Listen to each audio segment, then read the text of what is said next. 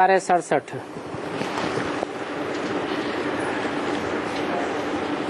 रूहानी बाप रूहानी बच्चों को रूहानी पाठशाला में डायरेक्शन देते हैं, अथवा ऐसे कहें कि बच्चों को ड्रिल सिखाते हैं। जैसे टीचर डायरेक्शन देते हैं व ड्रिल सिखाते हैं ना।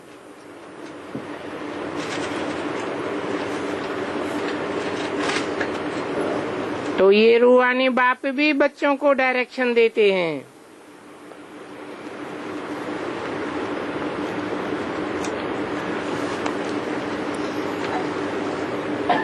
तो क्या कहते हैं? कहते हैं मन मना भव, मेरे मन में समा जा।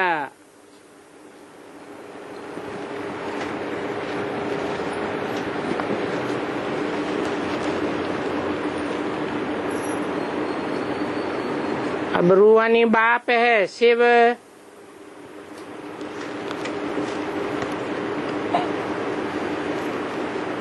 शिव परम धाम से आते हैं।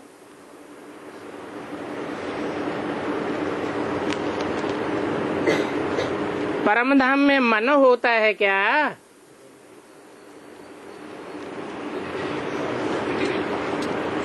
होता है?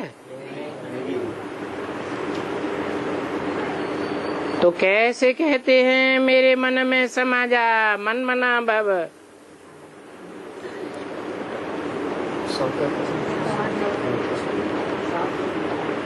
अर्थात जिस तन में प्रवेश करते हैं उस तनधारी आत्मा में मन है।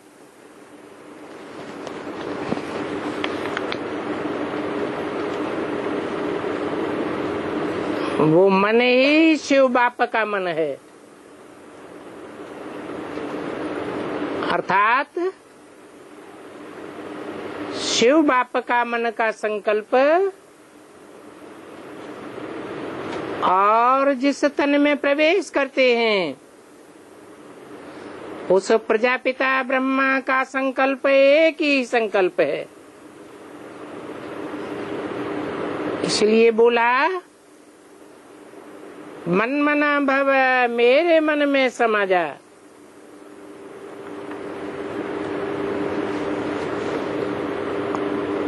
जैसे कि वो टीचर्स कहते हैं दुनियावी, अटेंशन प्लीज, तो मैं भी कहता हूँ मन को कहाँ कहाँ रमाए रहे हो, अटेंशन प्लीज। अर्थात बाप कहते हैं मन मना भव।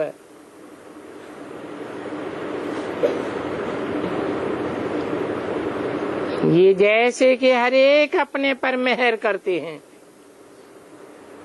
मेहरबानी करते हैं। बाप कहते हैं कि बच्चों माम एकम याद करो।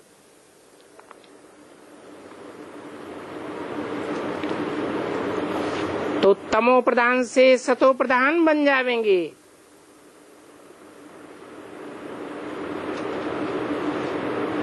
माम एकम का क्या मतलब हुआ?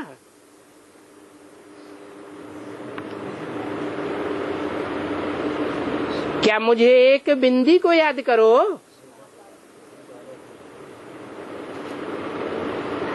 उस बिंदी का कैसे पता चलेगा कि कौन सी एक बिंदी को याद करें?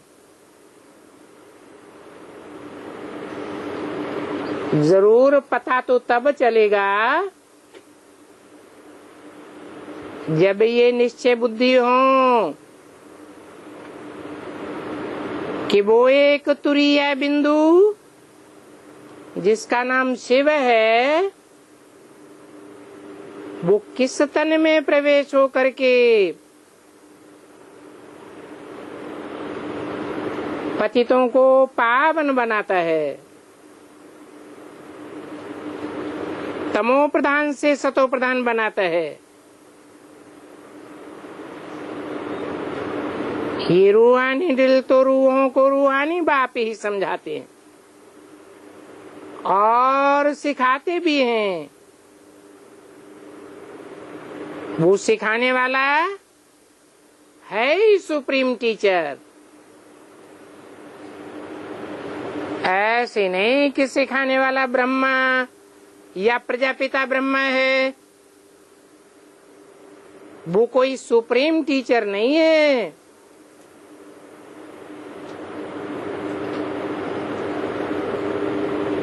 बाप कहते हैं कि तुम हो नाइब टीचर।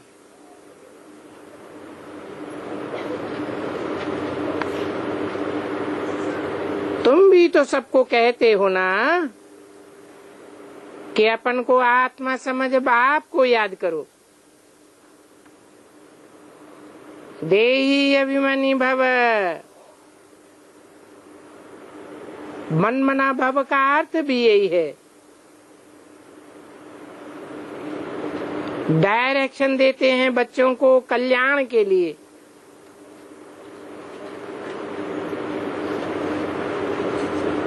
जो डायरेक्शन देते हैं उन्होंने कब किसी से सीखा नहीं है,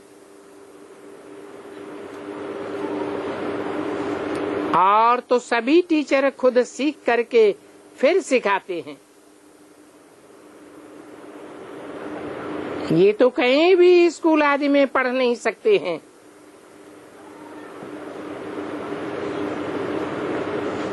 ये तो सिर्फ सिखाते ही हैं। कहते हैं कि मैं तुम रूहों को ड्रिल सिखाता हूँ।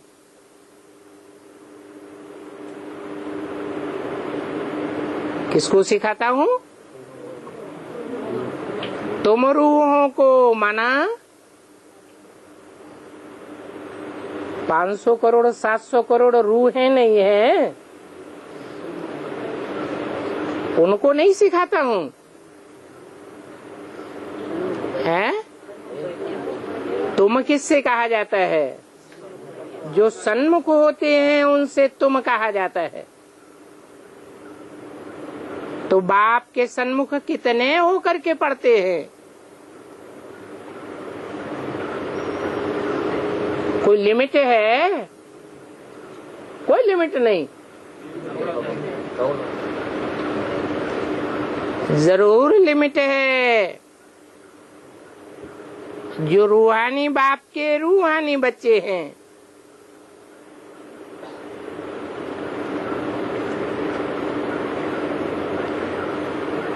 बाप के आने पर देह भानु को छोड़ रूह बन जाते हैं।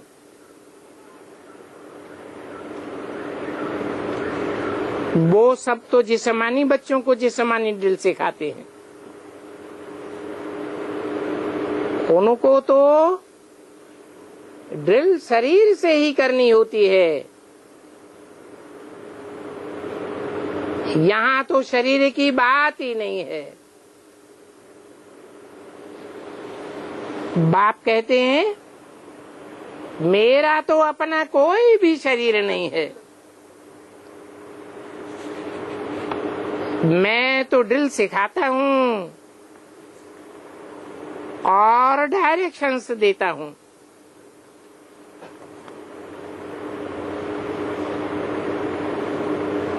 उसमें ही ड्रिल सिखाने का ड्रामा प्लान अनुसार पार्ट भरा हुआ है। तो बाबा आते ही हैं ड्रिल सिखाने के लिए।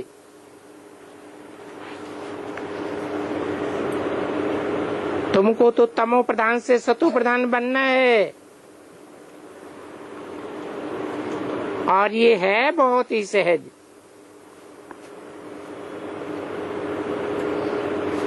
चौरासी का चक्र तुम्हारी बुद्धि में है कि हम 84 का चक्कर लगा करके नीचे उतरे हैं।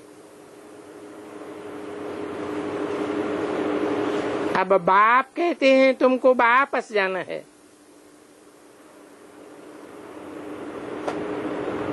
ऐसा कोई भी गुरु अपने फॉलोअर्स को या अपने स्टूडेंट्स को नहीं कहेंगे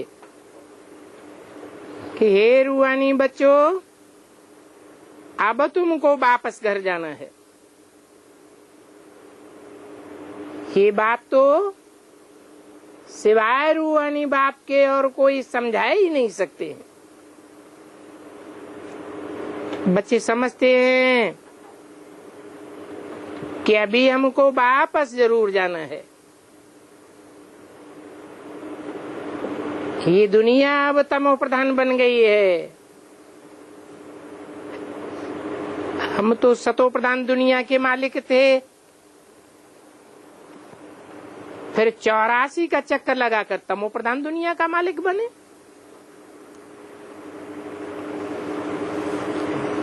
यहाँ पर तो दुख ही दुख है।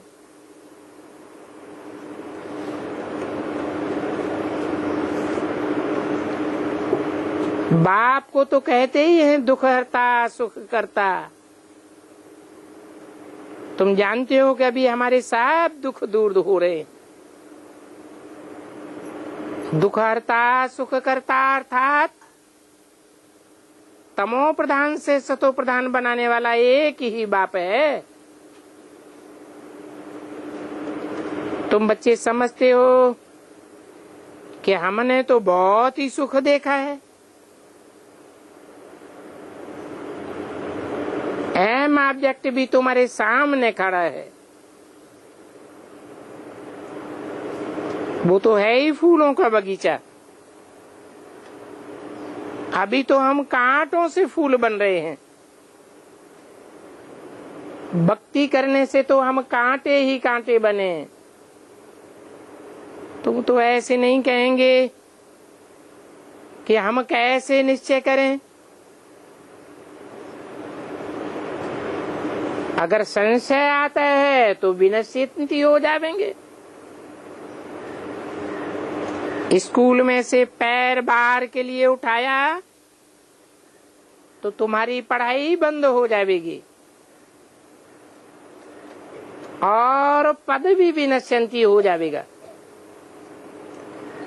बहुत घाटा पड़ जाएगा। फिर प्रजा में भी कम पद पावेंगे।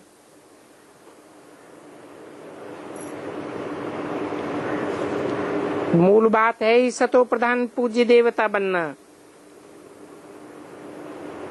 अभी तो तुम देवता नहीं हो ना, तुम ब्राह्मण हो तो ये सारी समझ आ गई है।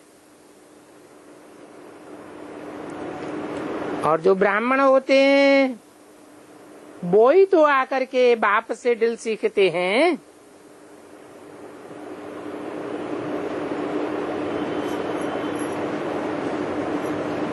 कब से सीखते हैं?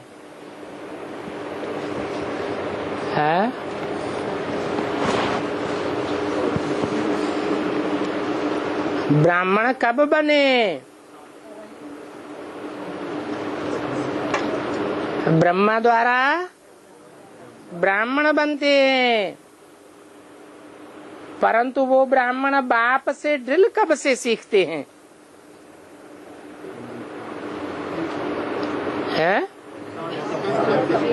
जब बाप आवे तब ही तो ड्रिल सिखावे ना। तो अंदर में तुमको तो बहुत खुशी होती है। क्यों है? उन ब्राह्मणों को इतनी खुशी नहीं होती है और तुमको तो बहुत खुशी होती है। ये पढ़ाई तो अच्छी लगती है ना। भगवान वाच है, बल उन भक्तों ने तो कृष्ण का नाम डाल दिया है। किन्होंने डाल दिया है? कब डाल दिया है? क्या द्वापर कलयुग में डाला या संगम युग में ही शूटिंग पीरियड में डाला? तो जिन्होंने डाला वो भक्त हैं या ज्ञानी हैं?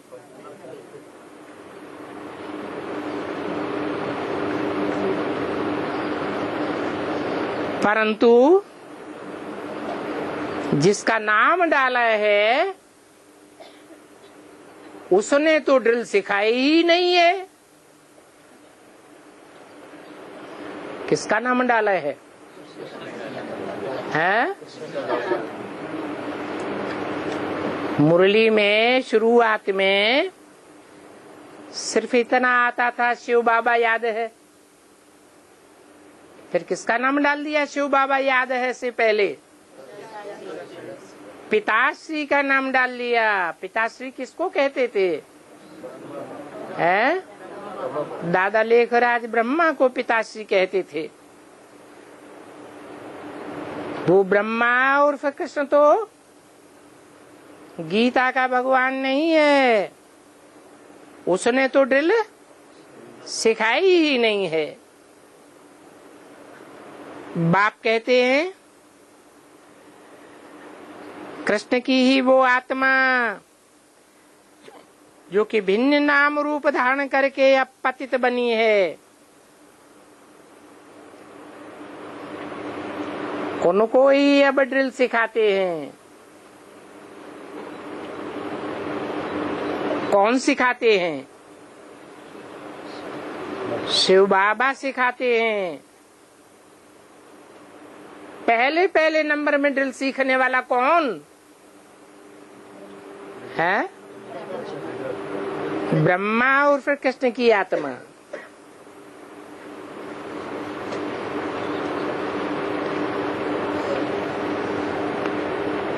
खुद तो ड्रिल नहीं सीखते हैं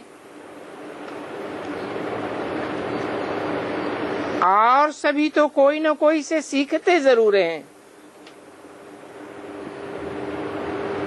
ये तो है ही सिखाने वाला रूहानी बाप। वो रूहानी बाप ही तुमको सिखाते हैं, तुम फिर औरों को सिखाते हो। तुम 84 जन्म लेकर के पतित बने हो। क्या तुम पूरे 84 जन्म लेकर के पतित बने हो? अभी तो फिर से पावन बनना है। इसके लिए ही रूहानी बाप को याद करो। भक्ति मार्ग में तो तुम गाते ही आए हो पतित पावन। अभी भी तुम वहीं पर जाकर के देखो। क्योंकि तुम तो राज ऋषि हो ना। कहीं पर भी घूम फिर सकते हो।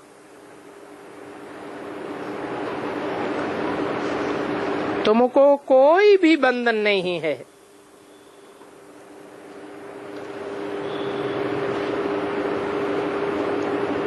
तुम बच्चों का तो यही टीचर है। बेहद का बाप भी बंधन में आए हैं।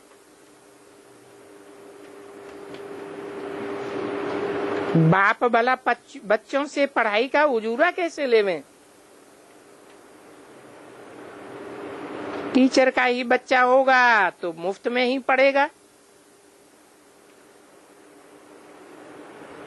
तो यहाँ भी तुम सब मुफ्त में ही पढ़ते हो।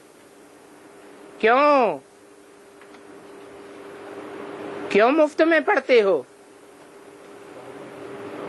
क्योंकि तुम सब जिस टीचर से पढ़ते हो उसी के बच्चे हो। ऐसे मत समझो कि हम कुछ देते हैं तो वो हमारी फीस है। तुम तो कुछ भी नहीं देते हो। ये तो तुम रिटर्न में लेते हो। मनुष्य दान पुण्य करते हैं तो समझते हैं हमको दूसरे जन्म में रिटर्न मिलेगा। तो लेने के लिए ही तो दान पुण्य करते हैं ना।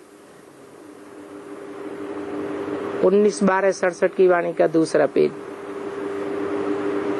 उससे तो अल्पकाल क्षण भंगुर सुख मिलता है। किससे?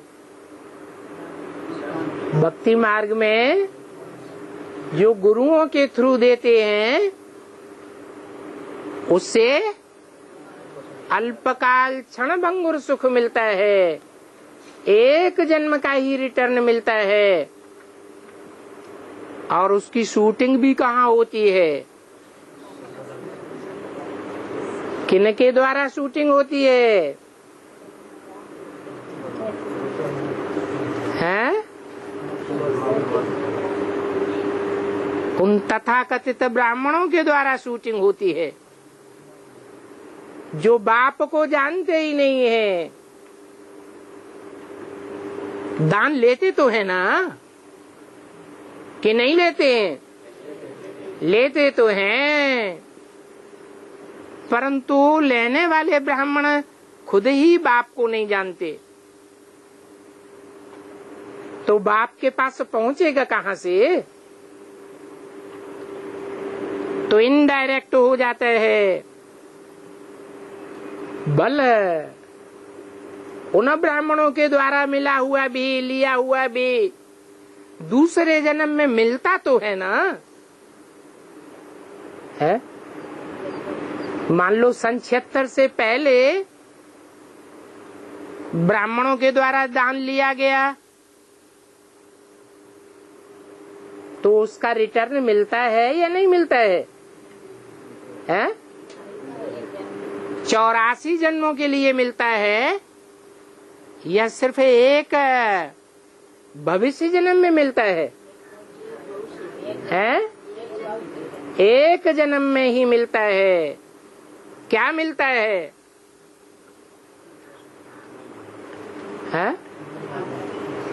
बाप मिल जाता है। तो एक जन्म के लिए मिला या 84 जन्मों के लिए मिला?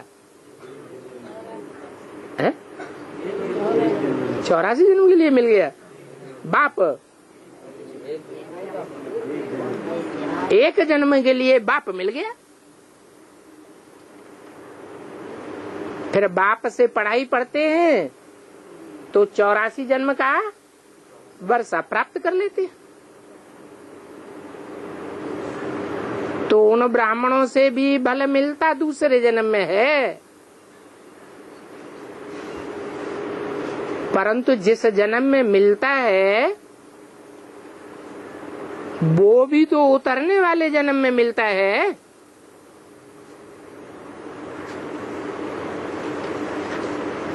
सीढ़ी तो उतरते ही आते हैं ना।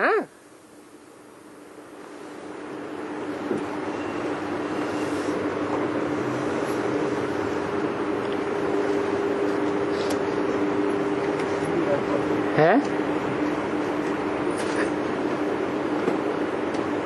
सीढ़ी उतरते आते हैं या चढ़ रहे हैं? है? अनुभव से बताओ। सीढ़ी उतर रहे हैं या चढ़ रहे हैं? हैं? उतर गए, चढ़ गए। अभी सीढ़ी उतर रहे हैं या चढ़ रहे हैं? चढ़ रहे हैं। अवस्था चढ़ रही है या उतर रही है? चढ़ रही है, उतर रही है। कभी चढ़ रही है, कभी उतर रही है। अभी तो जो कुछ भी तुम करते हो, जो कुछ भी तुम करते हो, जो कुछ भी करते हो माने जो कुछ में अच्छा बुरा सब आ जाता है या नहीं आ जाता है? जो कुछ भी तुम करते हो वो है चढ़ती कला में जाने के लिए। चढ़ती कला में गए नहीं हो, लेकिन चढ़ती कला में जाने के लिए है। कर्मों का फल कहते हैं ना, तो आत्मा को कर्म का फल मिलता है। इन लक्ष्मी नारायण को भी तो कर्मों का फल ही तो मिला है ना। बेहद के बाप से बेहद का फल मिलता है। वो भक्ति मार्ग में तो मिलता है इनडायरेक्ट, और यहाँ डायरेक्ट तुमको फल मिलता है। ड्रामा में नूंद है, क्या नूंद है? भक्ति मार्ग में जो तुम अच्छा बुरा करते हो वो इनडायरेक्ट फल मिलता है एक जन्म के लिए, और यहाँ तुम अच्छा करते हो या बुरा करते हो, लेकिन डायरेक्ट करते हो ना, तो तुमको कहाँ मिलता है और कितने जन्मों के लिए मिलता है? 21 जन्मों के लिए तो अच्छे कर्मों का फल मिलता है, जो श्रीमत पर कर्म किए जाते हैं, और जो मन मत पर, मनुष्य गुरुओं की मत पर कर्म करते हैं, उसका फल आने वाले 63 जन्मों में मिलेगा। तो 21 जन्म और 63 जन्म मिला के कितने जन्म हो गए? 84 जन्मों का फल तुमको मिलता है डायरेक्ट बाप के प्राप्ति कही जाएगी। ये ड्रामा में नूंद है, और ये बना बनाया ड्रामा है। अभी तुम जानते हो कि हम हो बहू कल्प के बाद फिर से आकर के इस बेहद के बाप से वर्षा लेंगे। बाप हमारे लिए ही बैठ करके ये स्कूल्स बनाते हैं।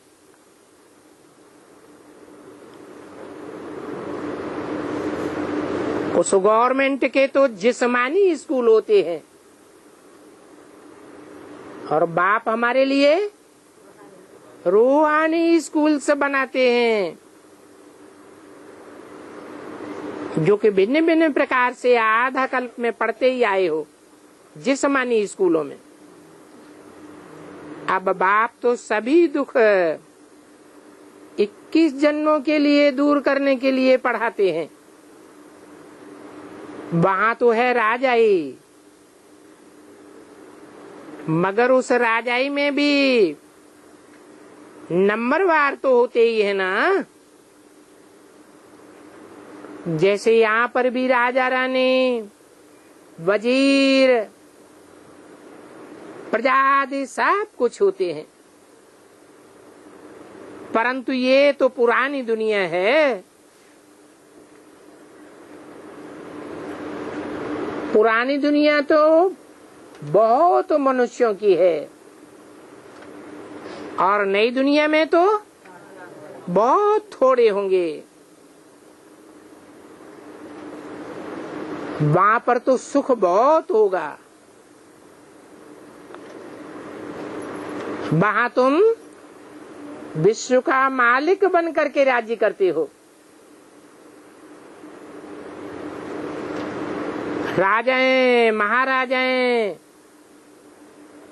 वहां सब हो करके गए हैं।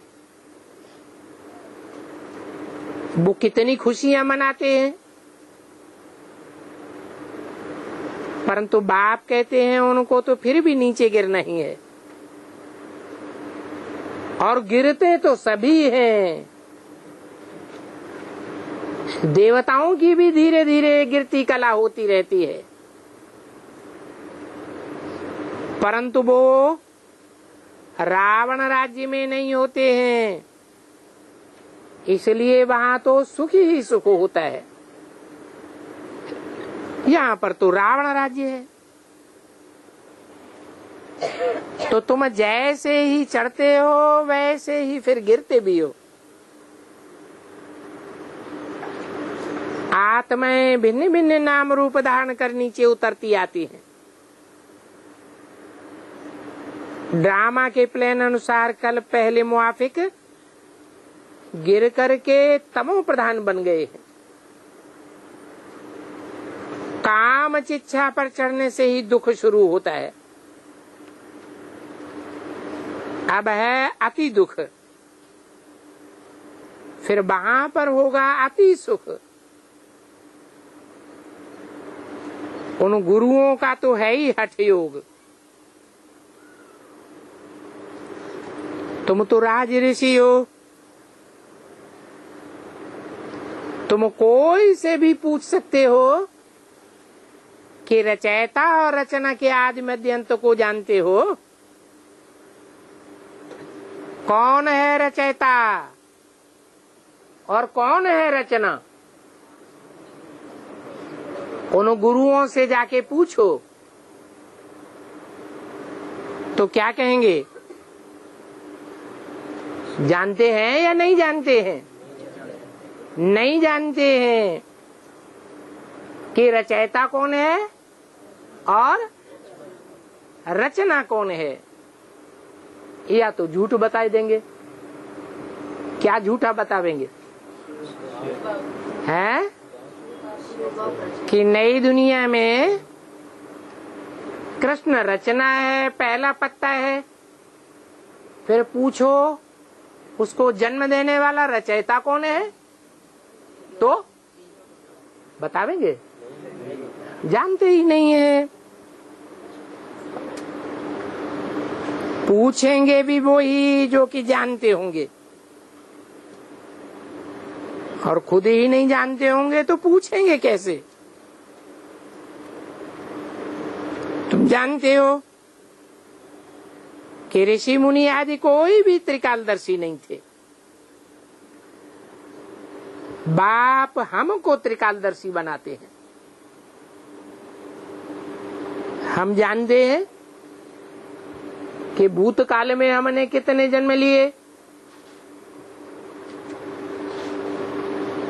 अभी वर्तमान संगम युग में हम कितने जन्म लेते हैं,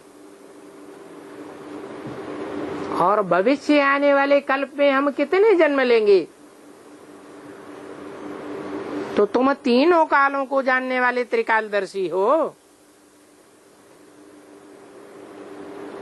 इसलिए कहते हैं कि बाप हमको त्रिकालदर्शी बनाए रहे। ये बाबा जो कभी विश्व का मालिक था, उनको भी तो ये ज्ञान नहीं था। कौन सा बाबा?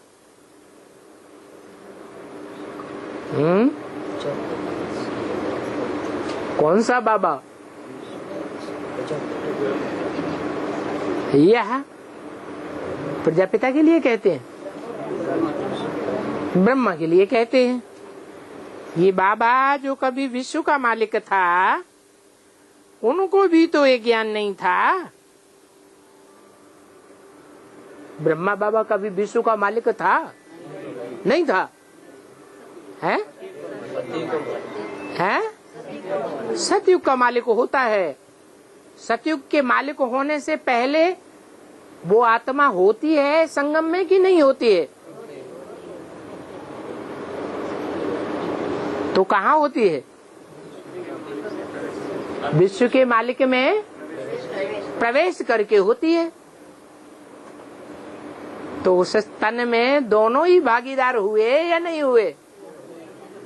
हैं? दोनों ही भागीदार हुए। इसलिए बोला विश्व का मालिक था। पहले इनको भी ज्ञान नहीं था। इस जन्म में भी 60 वर्षों तक ज्ञान नहीं था। क्या 60 वर्ष कैसे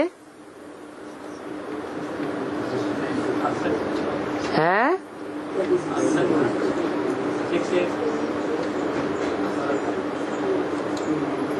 32 और 18 कितने हुए?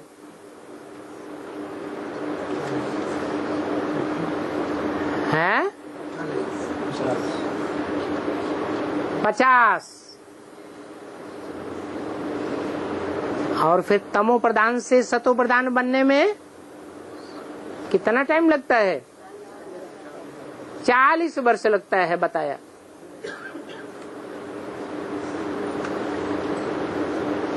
तो कहां तक की बात है?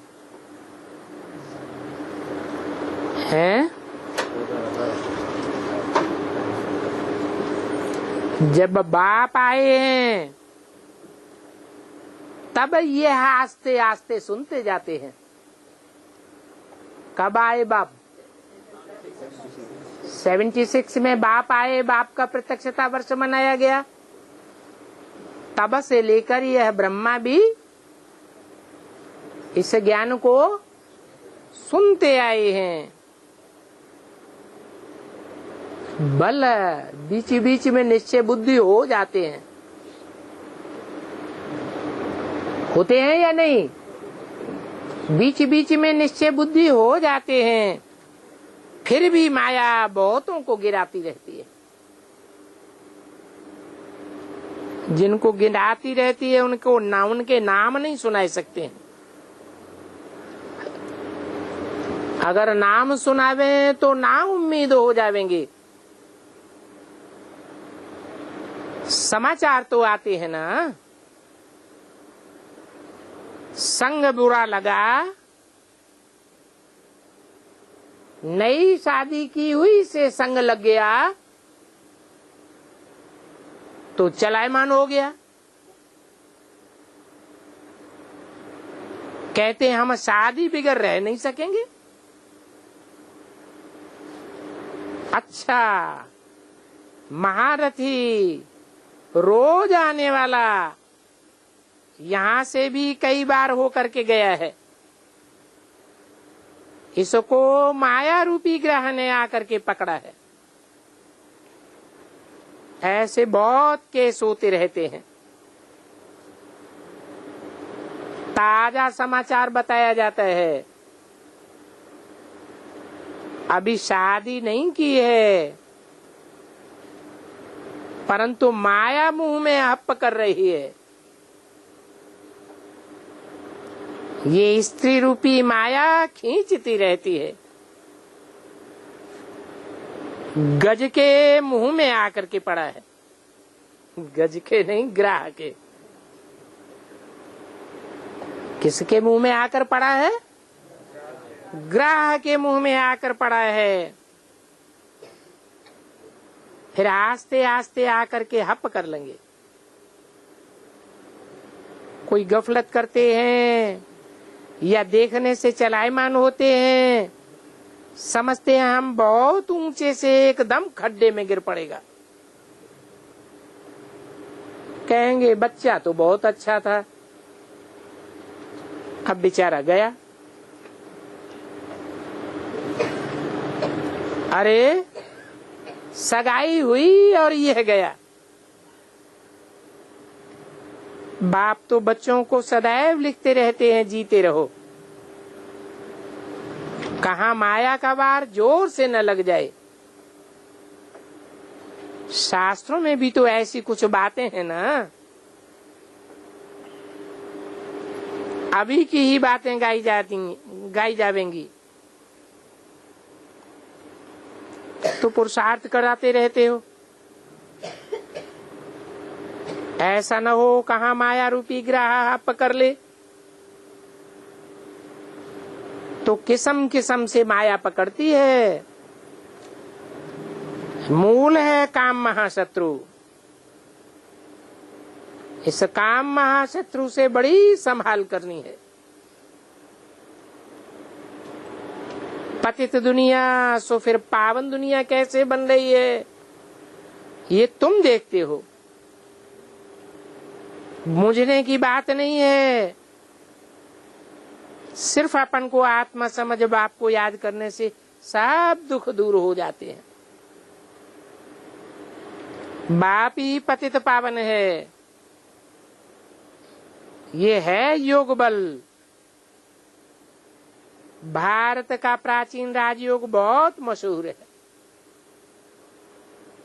समझते हैं क्राइस्ट से 3000 वर्ष पहले पैराडाइज था।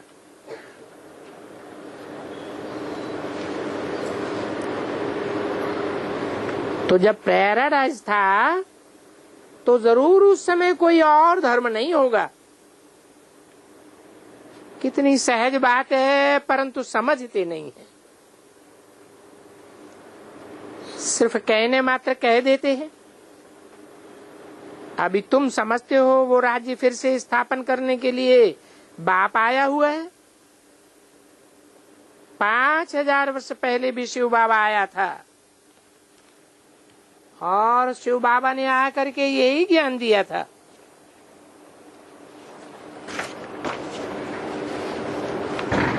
जैसे आप दे रहे हैं। 19/12/67 की वाणी का 3रा पेज। बाप खुद भी कहते हैं, मैं कल्प कल्प के संगम युग पर साधारण तन में आकर के राजयोग सिखाता हूँ।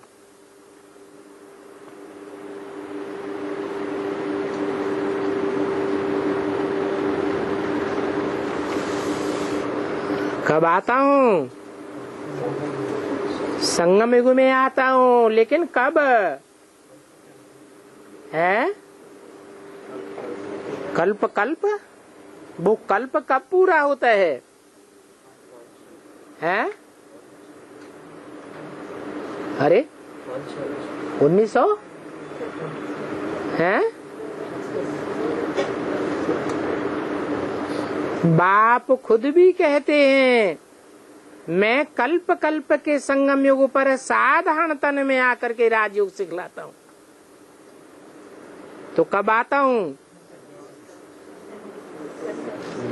धीरे से बोलते हैं। हैं? जब आता हूँ तो असाधारण गोरे चिट्टे तन में नहीं आता हूँ। दुनिया के प्रसिद्ध व्यापारी में नहीं आता हूँ। करोड़पति लखापति में नहीं आता हूँ। किस में आता हूँ? साधारण तन में आकर के राजयोग सिखाता हूँ। ये बात बाप खुद कहते हैं। तो बताओ कब आता हूँ?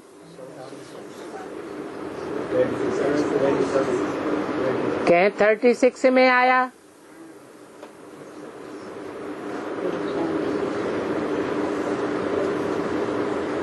तो बात तो ठीक है, आया। लेकिन 36 में जब आया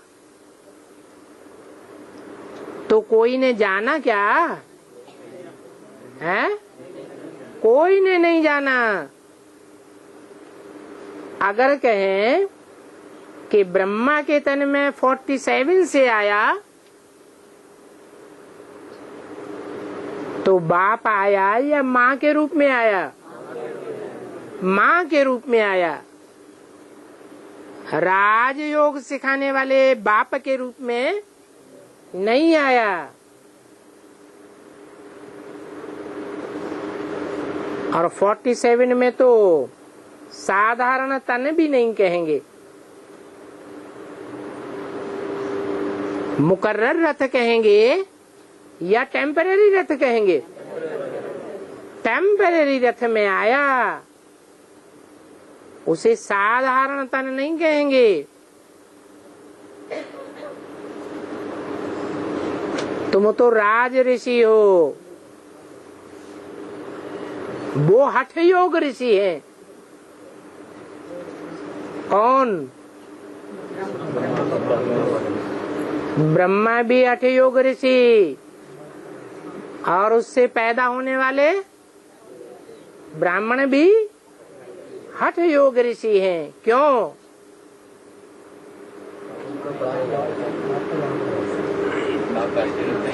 क्योंकि बाप ही राजयोग सिखाते हैं और वो बाप को जानते ही नहीं हैं। तो राजयोग का हठ कर रहे हैं या सहज सहज सीख रहे हैं? तुम तो राज ऋषि हो, पहले तुम भी राज ऋषि नहीं थे। अभी बाबा आया है, तब से बाबा के पास तुम रहे हो, पढ़ते भी हो, सर्विस भी करते हो, स्थूल सर्विस हो या सूक्ष्म सर्विस हो। भक्ति में भी भक्ति भी करते हैं, फिर घर बार भी संभालते हैं। अभी बाप कहते हैं तुम्हारी भक्ति पूरी हुई, अभी ज्ञान शुरू होता है। मैं आया हूँ ज्ञान से सदगति देने। क्या भक्ति से सदगति नहीं होती है? क्यों नहीं होती है? भक्ति में अंधश्रद्धा होती है और ज्ञान में अंधश्रद्धा की कोई बात नहीं है। हर बात का प्रूफ और प्रमाण ज्ञान में होता है। तो अंधश्रद्धा वाली भक्ति से दुर्गति होती आई है। तुम्हारी इस बात का अपोजिशन बहुत होगा। जिनको ज्ञान का पता ही नहीं है तो जरूर तुम्हारी बातें सुन करके फटकेंगे और वो फटकने वाले अनेक प्रकार के विघ्न भी जरूर डालेंगे। तब तो द्रौपदी का मिसाल है, तुम सब द्रौपदियां हो। शास्त्रों में तो उल्टा लिख दिया है कि द्रौपदी को 5 पति थे। इन शास्त्रों को पढ़ने से तो और ही नीचे गिरे हैं। झूठी गीता सुनते सुनते नीचे ही गिरते आए हैं। ये बाप समझाते हैं जो फिर बाद में लिखा जाता है। बुलाते भी बाप को हैं कि हे बाबा आकर के पति से पावन बनाओ। सतयुग पावन दुनिया थी ना, तो सतयुग बनाने के लिए कौन आवेगा? जरूर सत्य बाबा आवेगा। कहते भी हैं गॉड इज ट्रुथ। परंतु जब कोई रास्ता बतावे तब बुद्धि में बैठे ना। तुम्हारी बुद्धि में है बाबा हमको पावन बनाए रहे हैं। बाप कहते हैं ड्रामा अनुसार तुमको रास्ता बताने आया हूँ। टीचर पढ़ाते हैं, एम ऑब्जेक्ट सामने खड़ा है, तो ये है ऊंचते ऊंच पढ़ाई। किस आधार पर? क्योंकि तुम्हारा एम ऑब्जेक्ट ऊंचे ते ऊंचा है। क्या है ऊंचे ते ऊंचा एम ऑब्जेक्ट? विश्व का लक्ष्मी नारायण जैसा मालिक बनना। तो तुमको एकदम अपने घर जाना है। घर को ही भूले हुए हो ना। हम घर कहते हैं, वो मुक्तिधाम कहते हैं। तुम्हारा घर है बेहद का। मुक्ति का रास्ता बाप कितना सहज बताते हैं। जैसे कल पहले समझाया था वही समझाते रहते हैं। ये ड्रामा टिक टिक करके चलता रहता है।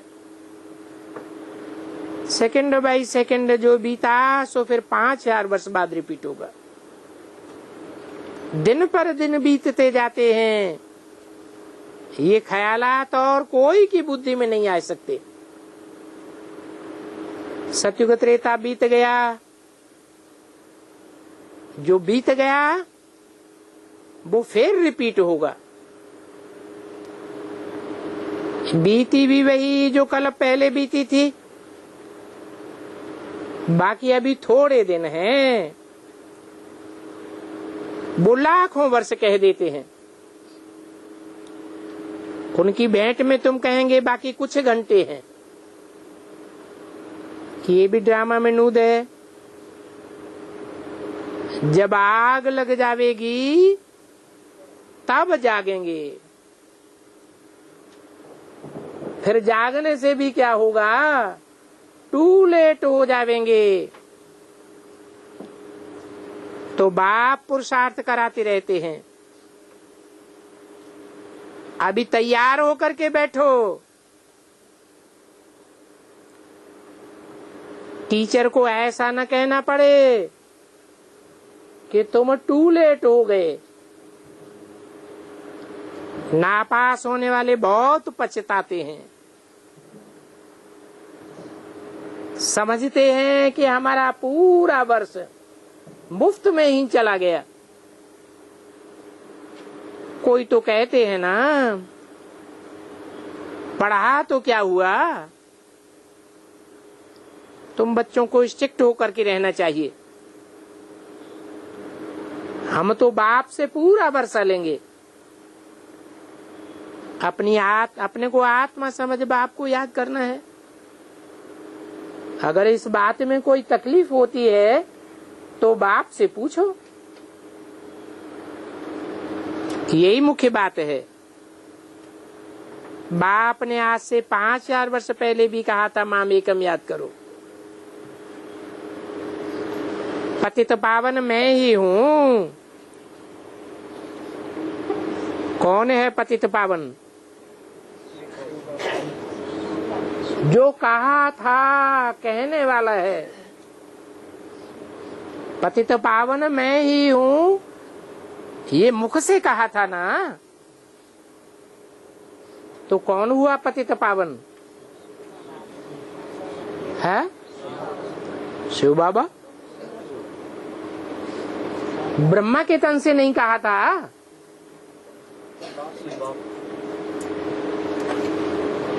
ब्रह्मा के तन से कहा तो था। ये है तो वो ही मुरली, लेकिन जिस तन से कहा था वो तन खुद ही है लोप हो गया, और पतित से पावन कोई बना नहीं। ये तो बाप कहते हैं कि मैं ही पतित पावन हूँ, पतितों को पावन बनाने वाला हूँ।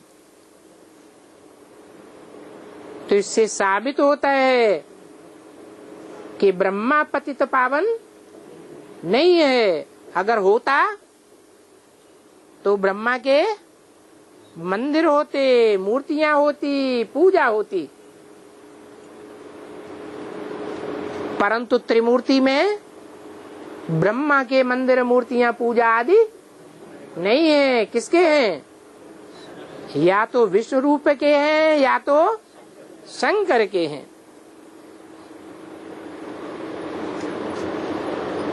परंतु विष्णु को बाप तो नहीं कहेंगे। सबका बाप तो मैं ही हूँ। ये कृष्ण तो सभी का बाप नहीं है। कितनों का बाप है?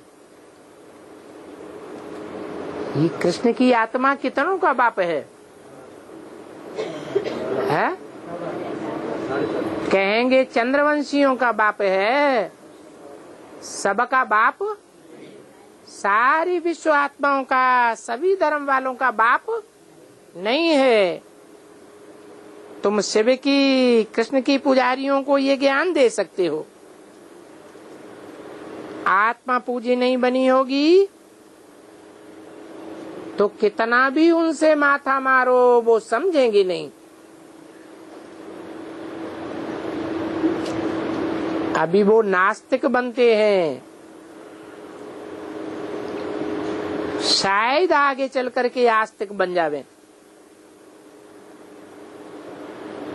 समझो, शादी करके कोई गिर जाता है, फिर आकर के ज्ञान उठावे, फिर घाटा क्या होगा? पद बहुत कम हो जाएगा, वर्षा बहुत कम मिलेगा, क्योंकि साबित हो गया कि बुद्धि में दूसरे की याद करके बैठा। जिसकी याद बुद्धि में बैठ गई, वो याद निकलना फिर बहुत मुश्किल हो जाता है। पहले स्त्री की याद, फिर बच्चे की याद आवेगी,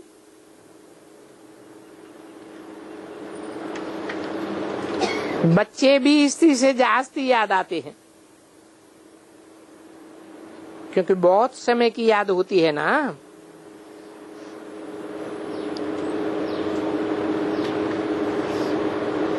बच्चा तो पीछे होता है, पितृ मित्र संबंधी ससुर घर की याद आती है। तो पहले स्त्री है जिसने बहुत समय साथ दिया है। यहाँ भी ऐसे है, तुम कहेंगे हम देवताओं के साथ बहुत समय थे,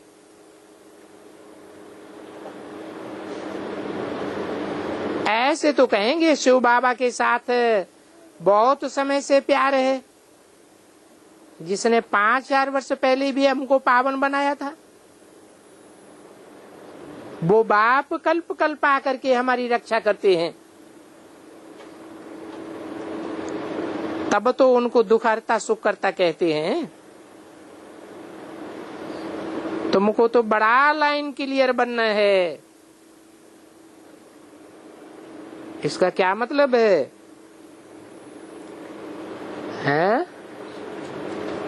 क्लियर लाइन का क्या मतलब है? नहीं, पुरुषार्थी जीवन में कोई भी समस्या आती है, कोई भी स्थिति परिस्थिति आती है, उस स्थिति परिस्थिति समस्या का ज्ञान के आधार पर हल निकाल लेना, उसको कहते हैं क्लियर लाइन है। बाप कहते हैं ना, आंखों से जो कुछ तुम देखते हो ये तो कब्र दाखिल हो जाना है। अभी तुम संगम युग पर हो, अमरलोक आने वाला है। अभी हम पुरुषोत्तम बनने के लिए पुरुषार्थ कर रहे हैं। ये है कल्याणकारी पुरुषोत्तम संगम युग। दुनिया में देखते रहते हो क्या क्या हो रहा है। अभी बाप आया हुआ है तो पुरानी दुनिया भी खत्म होने वाली है। आगे चल के बहुतों को ख्याल में आवेगा कि जरूर इस दुनिया में कोई आया हुआ है जो इस दुनिया को चेंज कर रहा है।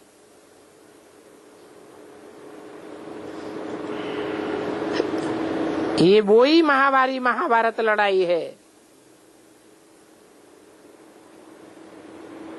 अभी तुम कितने समझदार बनते हो। ये बड़ी मंथन करने की बातें हैं। अपना श्वास वृथा नहीं गंवाना है। मनुष्य समझते हैं यज्ञ तप आदि करने से आमदनी भी होगी और श्वास भी सफल होगा, परंतु भक्ति मार्ग में कुछ भी सफल नहीं होता है। श्वास सफल होती है ज्ञान से, और ज्ञान सिर्फ एक से आता है और भक्ति अनेकों से आती है। अच्छा, मीठे मीठे रूहानी बच्चों को रूहानी बाप का याद प्यार। Good morning.